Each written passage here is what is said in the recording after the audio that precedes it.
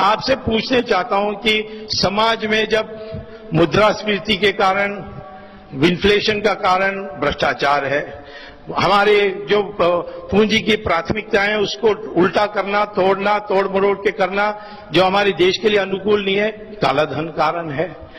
और यहां तक कि इस पैसे के कारण चुनाव का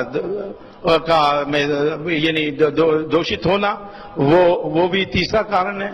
दुनिया भर की कुकर्म किया जाती है और इलेक्ट्रॉनिक्स वोटिंग मशीन जो बनी है उसमें जो माइक्रो कंट्रोलर है वो कौन बनाता है? वो जापान बनाता है, जापानीज कोई कंपनी बनाती है।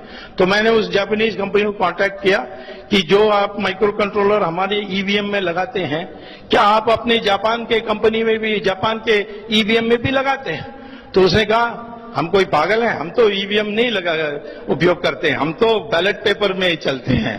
आपको आश्चर्य होगा, जापान बैलेट पेपर में है, अमेरिका बैलेट पेपर में है, इंग्लैंड बैलेट पेपर में है, अब जर्मनी सुप्रीम कोर्ट के आदेश के बाद वो भी बैलेट पेपर है। सिर्फ हमारे देश में ये इलेक्ट्रॉनिक मशीन की उपयोग की जा रही है। तब भी जब मैंने कोर्ट में केस डाली तो हाई कोर्ट ने पूछा मुझसे, कोई ऐसा आप सुझाव दे सकते हैं कि मशीन का भी उपयोग हो और धांधली भी ना हो? तो मैंने उनको कहा कि जैसे एटीएम मशीन में आप पैसा लेते हैं तो रिसीट आती है, वैसे वोट के लिए बटन दबाने के बाद एक रिसीट आनी चाहिए जिसमें लिखा होना चाहिए किसको आपने दिया, किसको आपने बटन दबाया। और उस चिट को बाहर ले जाना नहीं चाहिए, उसको बगल में एक बॉक्स में ही डाल देना चाहिए। उस बॉक्स में डालने के बाद जब कोई विवाद आती है तो उसी की वो पर्चा की गिनती होगी, मशीन में दोबारा बटन नहीं दबाई जाएगी।